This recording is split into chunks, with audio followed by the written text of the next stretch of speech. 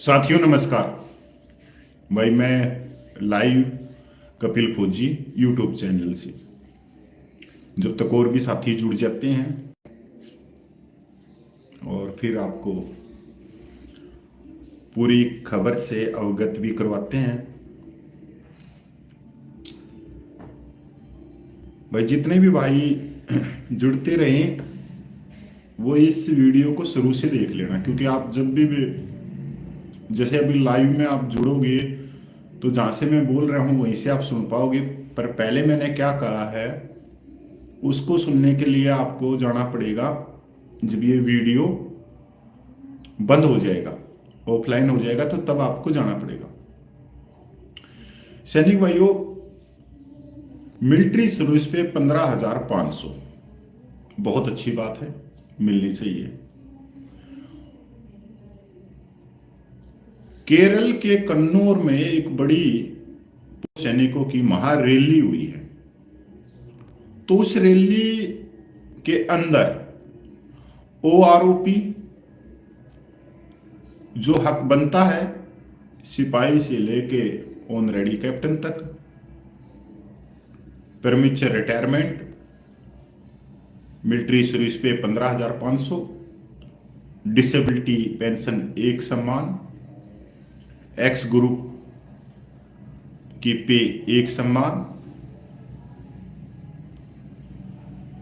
Honorary नायब सूबेदार का जो अंतर है वो एक सम्मान, और जो 2016 से के बाद में जो जेसीओ पेंशन आई उनकी पेंशन कम है, और 2016 से पहले वाले कि जुलाई 2014 से पहले वाले जो आरओपी 1 के दायरे में आए थे उनकी पेंशन ज्यादा है, तो सभी को ज्यादा पेंशन देना। इसके बाद में सीएचडी के अंदर जो भेदभाव है, ईसीएचएच के अंदर जो भेदभाव है, सहायक प्रथा है, मेडलों के अंदर बंदरबाट है, हर चीज जो भी भेदभाव की है, इनकी एक भी आवाज नहीं उठी। इतनी महारैली में मैं वीडियो दिखाऊंगा आप लोगों को। 30 लाख पूर्व सैनिकों की केरल राज्य, जिसको कहते हैं कि वहां 100 के 100% व्यक्ति पढ़े लिखे हैं, अपने हकों के बारे में जानते हैं, सबसे ज्यादा इंग्लिश बोलने वाले हैं, उस राज्य में पूर्व सैनिकों की इतनी महाबड़ी रैली होती है, और वहां पर ना ओआरओपी, ना प्रीमेच्योर, ना डिसेबिलिटी पेंशन, ना एक्स ग्रुप, ना ऑनरेडी नायब सूबेदार, ना सूबेदार, ना सूबेदार मेजर, किसी की बात नहीं की जाती।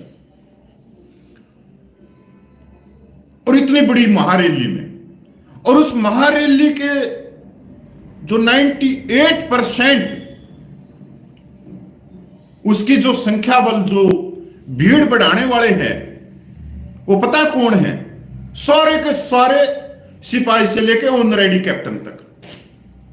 अब उन सिपाही से लेके ऑनरेडी कैप्टन तक उनको भाषण या अपनी बात रखने के लिए 1 मिनट का समय नहीं मिला। यह बात मैं 3-4 दिन पहले की बता रहा हूं। कितनी बड़ी बड़ी रैलियां होती हैं, इन रैलियों को करते कौन हैं? इनकी संख्या बल कौन है?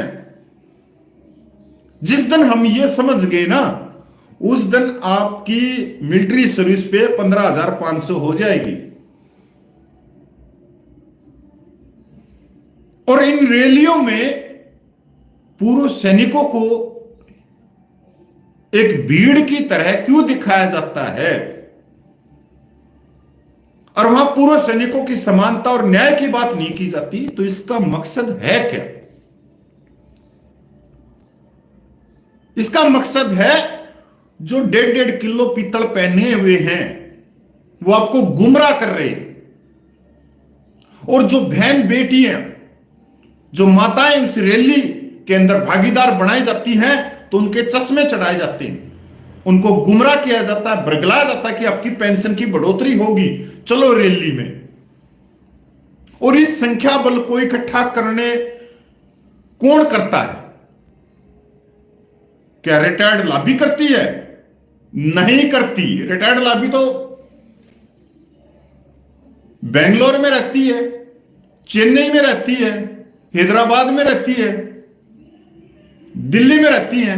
तो इस संख्या बल को एक जगह इकट्ठा कौन करते हैं? इस संख्या बल को इकट्ठा करते हैं पूर्व सूबेदार ऑन रेडी वाले, क्योंकि वही संस्थाओं के अंदर प्रधान है। पर वो जब वो सूबेदार और वो जब ऑन रेडी जब इनको इकट्ठा करते तो उन्हीं को समय नहीं मिलता 2 मिनट उस मंच के ऊपर भाषण देने के लिए। यहां तक कि सूबेदार की पेंशन की विसंगतियां क्या है, ऑन रेडी की विसंगतियां क्या है, उन्हीं को समय नहीं मिलता कि अपनी वो विसंगतियां बता दी। तो भाई सिपाही से हवलदार की पेंशन की प्रॉब्लम या सैनिक विधवाओं की प्रॉब्लम कौन बताएगा? ये दुर्भाग्य ही कह सकते हो कि संख्या बल मेरा और आपका है और मजे एक वर्ग ले रहा है और मजे दिला रहा है बीच वाला। ये मजे ही है, क्योंकि वो तो उस मंच के ऊपर आके बातों के पकोड़े तार के चला जाता है। राष्ट्रवाद राष्ट्रवाद राष्ट्रवाद, सैनिकों ने पेड़ लगा दिए, सैनिकों ने सड़क से ये कागज कचरा बीन के डस्टबिन में डाल दिया। अरे भाई, हमारे को राष्ट्रवाद क्या क्या सिखाने की जरूरत है? जो फौजी अपने परिवार को, अपने बच्चों को छोड़ के -, डिग्री में खड़ा हो जाता है, जो फौजी हर चीज को त्याग के जो 58 डिग्री सेल्सियस पे और रेगिस्तान की गर्मी में खड़ा हो जाता है, जहां लोहा पिघल के चल पड़ता है, उसको राष्ट्रवाद? अरे उसके तो कण कण में देशभक्ति है। ये तुम्हारे दिमाग में जो ये बैठा रहे हैं ना, ये तो इसीलिए आपकी ओआरओपी आपसे चली गई। कोश्यारी कमेटी ने सीधे शब्दों में बोला था कि पैरामिलिट्री को ओआरओपी इसलिए नहीं मिल सकती क्योंकि पैरामिलिट्री 60 साल की नौकरी करती है और जवान हैं जो छोटे रैंक के हैं उनको ओआरओपी इसलिए देना जरूरी है कि वो कम सर्विस, कम उम्र में रिटायरमेंट हो जाते हैं, उनकी आर्थिक स्थिति ठीक नहीं है। पर ओआरओपी तो चली गई। किसके कारण गई? मेरे और आपके कारण, जो भीड़ का हिस्सा बनते हैं।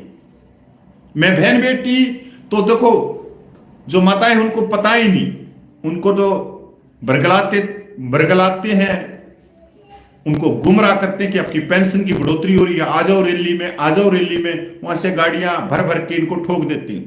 पर यहां पर जो इनका मेन मकसद होता है वो नेता बनने का होता है, और आप वही चाय पकौड़े में उलझे रहते हैं। अब पूरा वीडियो मैं वीडियो दिखाता हूं, उसके बाद मैं फोटो दिखाऊंगा।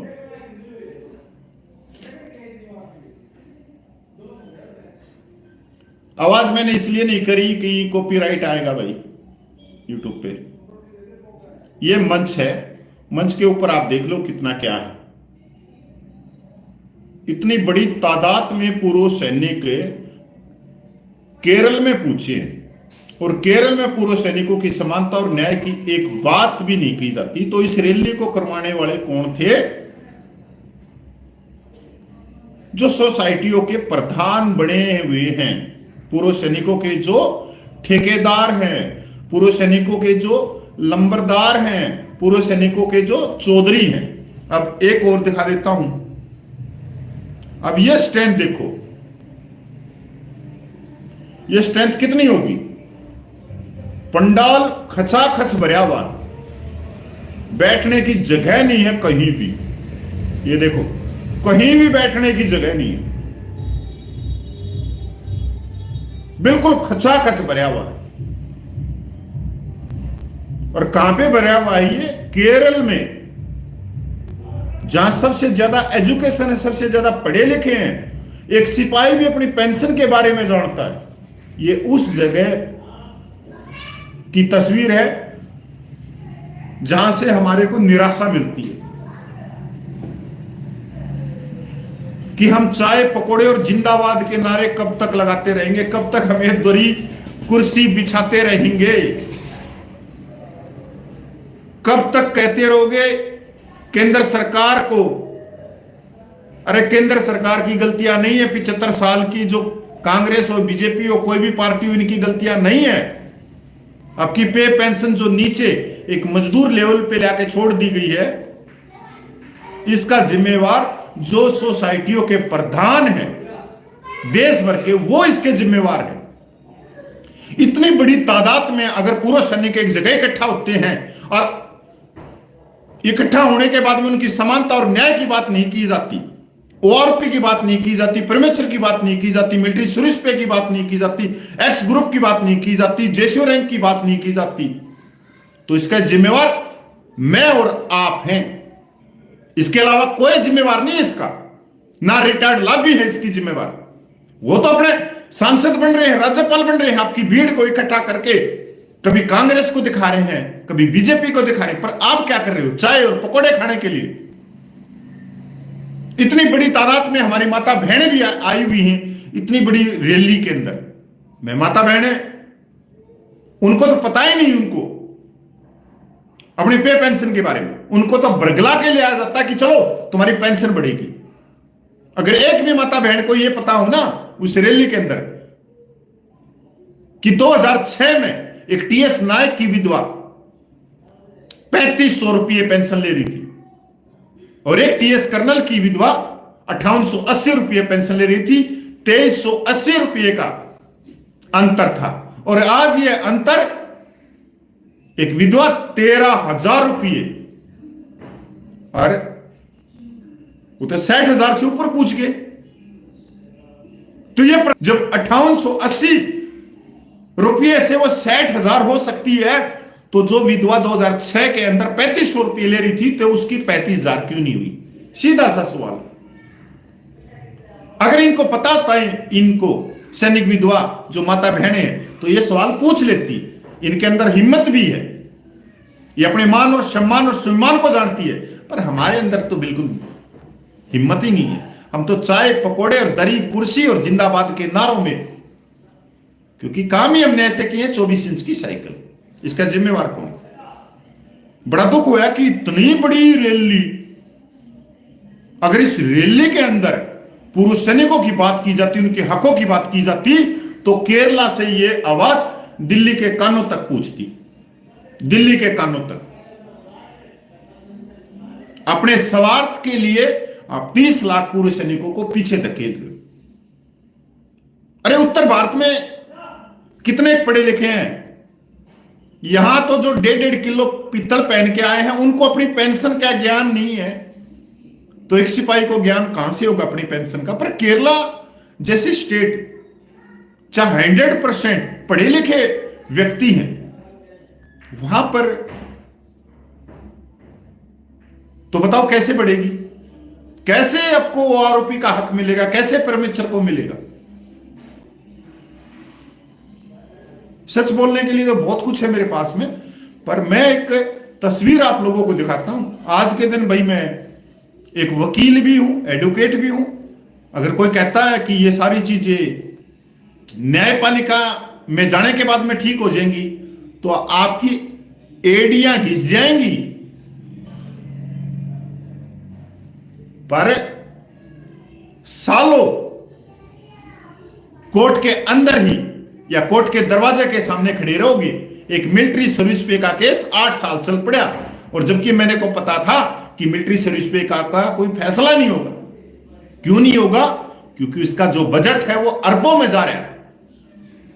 30 लाख पूर्व सैनिकों को सीधा 5,000 से ज्यादा का फायदा, और जो सर्विंग है उनको 10,500 रुपए का फायदा।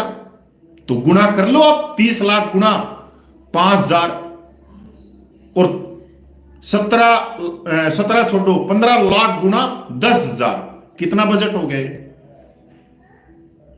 ये कुछ चीजें ऐसी होती हैं जो आप संविधान के दिए हुए मार्ग से आप गूंगी बहरी सरकार को जगा सकते हो। कि ये भेदभाव है, अन्याय है। अगला पे कमीशन आए 2026 का तो ये चीजें उसमें हो। पर भाई तुम तो पहले ही पे कमीशन के पीछे पड़ गई। तुम ऐसी ऐसी रैलियां करवाओगे जहां पे तुम हजारों पूर्व सैनिकों को उतार रहे हो, तो इससे आपका ही नुकसान होगा। पर वो जो 1.5 किलो वाले हैं वो अपना पूरा फायदा उठाएंगे, वो राज्यपाल भी बनेंगे, सांसद भी बनेंगे, और आपकी और भी लेके जाएंगे और मिलिट्री सर्विस पे भी लेके जाएंगे। आप सिर्फ चाय और पकोड़ा और जिंदाबाद के नारों में करते रह जाओगे। बताओ, इतनी बड़ी रैली, मैं ये कहता हूं, विश्वास के द्वारा कहता हूं कि हिमाचल, उत्तराखंड, हरियाणा और पंजाब के अंदर नहीं हो सकती। चाहे पकोड़े बनवाओ, चाहे जूस पिलाओ, चाहे बर्फी खिलाओ, चाहे 56 भोग खिलाओ, तब भी नहीं हो सकती इतनी बड़ी रैली।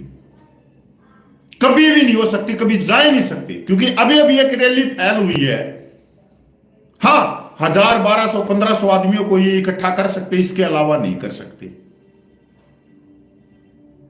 जबकि हम इतने एजुकेशन में भी हम इतने माहिर नहीं हैं, हमारे पास में इतनी एजुकेशन भी नहीं है, ना ही हम इतना अपना पे पेंशन का ज्ञान रखते हैं जितना केरला वाले पूरे सैनिक रखते हैं। पर यहां पर ये रैली फैल होती है। आज के दिन तो मैं कह सकता हूं कि बिल्कुल फैल होंगी, क्योंकि उत्तराखंड, हिमाचल, पंजाब और हरियाणा, इनके अंदर सबसे ज्यादा स्ट्रेंथ है पूर्व सैनिकों की। 3 लाख के करीब करीब सब में है, 2.5 लाख से लेके 3.25 लाख तक स्ट्रेंथ है। पर फैल होंगी यहां रैलियां। बताओ अब क्यों होंगी ये रैलियां फैल? बाहर से तो ये 100 बंदे छत्तीसगढ़ से ले आए, 100 बंदे केरला से ले आए, 100 बंदे उत्तर प्रदेश से ले आए, 100 बंदे बिहार से ले आए, तब इनके पास में 1200-1500 आदमियों की ये रैली कर सकते, इसके अलावा नहीं कर सकते। इतनी तो समझ आ चुकी है यहां के निवासियों में, पूर्व सैनिकों में, कि नहीं, अगर हम रैली के भागीदार बनेंगे तो हमारी पेंशन और कम होगी और एक वर्ग की ज्यादा बढ़ती चली जाएगी। और सच्चाई में यही हुआ कि इन रैलियों से आपकी आवाज और आपकी जो समानता, न्याय और सम्मान की बातों केंद्र तक कभी पूछी ही नहीं। और इन रैलियों के कारण आपकी पेंशन कम होती चली गई, आपकी ओआरओपी भी चलेगी, मिलिट्री सर्विस पे भी चलेगी, डिसेबिलिटी पेंशन भी चलेगी। इन रैलियों के कारण हुआ ये। मैं पहले से कहता हूं कि ये जो कुर्सी और दरी, ये आपको पीछे हटा रही है। अब कब तक ये हटेगी, कब तक नहीं हटेगी, वो आप देखो भाई। पर थोड़ा दुख होता है कि इतना करने के बाद में भी अगर ऐसी रैलियां हो जाती हैं तो वाकई में हम बहुत पीछे, बहुत पीछे। 1 साल आंदोलन चला दिया और सबका सैनिक संघर्ष कमेटी पिछले 16 सालों से चल रही है, 10 साल से मैं चल रहा हूं। और ये सिर्फ हो सकता है कि हमारी आवाज वहां तक ना जा रही हो, या हमारे लोग हमारा साथ ना दे रहे हो, कि हमारी जो बात है वो हर एक पूर्व सैनिक तक पूछनी चाहिए, जागरूकता पूछनी चाहिए, तो हमारा कोई साथ नहीं दे रहा है मीडिया में। अभी इसी मीडिया के अंदर कोई डांस दिखा दो, वो वीडियो करोड़ों में पूछ जाता है। कोई कोट टाई पहन के आ जाओ, आपको 18 महीने का डीए मिलेगा, उसी वीडियो लाखों करोड़ों में चला जाएगा। पर मिलता क्या? कुछ भी नहीं, खाली हाथ है। क्योंकि वो झूठ फैला रहे हैं, हम सच फैला रहे हैं, तो हमारा तो होना ही होना है भाई। सच बहुत धीमे चलता है, जब झूठ चलता है तो वो पूरी सृष्टि का चक्कर काट के आ जाता है, और सच से तो चलना ही शुरू की, उस समय वो सच से बाहर निकल के चलना ही शुरू करता है, झूठ पूरी संसार का चक्कर काट के आ जाता है। तो ये कोट टाई वालों ने बहुत ज्यादा, ये जो यूट्यूबर है, इन्होंने एक तरह से, ये चाहे सरकारी बंदे लगा लो, एजेंट लगा लो, इन्होंने एक जागरूकता फैलाने में जो हम फैला रहे हैं उसको बहुत पीछे किया। और हमने भी आज कुछ सहारा लेना पड़ता है। मैंने क्वेश्चन मार्क डाल रखा है 15,500, ये सच पूछाने के लिए। बताओ, अगर मेरे को सच पूछाने के लिए थोड़ी सी झूठ का सहारा लेना पड़ता है तो आप सोच सकते हो कि आज के दिन क्या चल रहा है सैनिक समाज में, कि सच की कोई वैल्यू नहीं है। तो भाई जय हिंद, वंदे मातरम, जय भारत। और मैं तो इतना ही कहूंगा, ऐसी रैलियों से बच के रहो, ऐसी रैलियों में मत जाओ। अगर आपको पता लगता कि ऐसी रैली हो रही है तो आपके हाथ में कुछ नहीं आएगा, आपकी पेंशन पीछे हटती चली जाएगी और कमजोर होगी आपकी 8वें वेतन आयोग में भी कोई खास कुछ नहीं मिलेगा। अगर ऐसी रैलियां होती रही तो एक वर्ग अपनी हमारे संख्या बल के आधार पे सरकार पे दबाव बनाएगा और ओआरपी की तरह अच्छा खासा फिर बजट उठा के ले जाएंगे डिफेंस का। तो इन रैलियों से आपको दूर रहना चाहिए। अगर कोई छोटा बड़ा पूर्व सैनिक भाई कर रहा है रैली, हम उसमें बढ़ चढ़कर हिस्सा लो और उनसे पूछो कि आप रैली क्यों कर रहे हो, क्या मांगे आपकी। अगर वहां पे दिखे कि आपकी ओआरओपी, मिलिट्री सर्विस पे डिसेबिलिटी पेंशन, सैनिक विधवा माता बहनों की पेंशन, जेसीओ रैंक की पेंशन के बारे में ये कोई बता ही नहीं रहे, तो वो रैली एक राजनीतिक रैली है। वो एक राजनीतिक विशेष पार्टी की विचारधारा आपके दिमाग में ठोक रही है और आप वहां पे डमरू बजाते रह जाते हैं, एक तारा बजा रहे हो और इसके अलावा कुछ नहीं। तो पहले देखो सारी चीजों को, तभी कुछ हो सकता है, नहीं तो नहीं। भाई मैंने तो अपनी बात रख दी। जय हिंद, वंदे मातरम, जय भारत।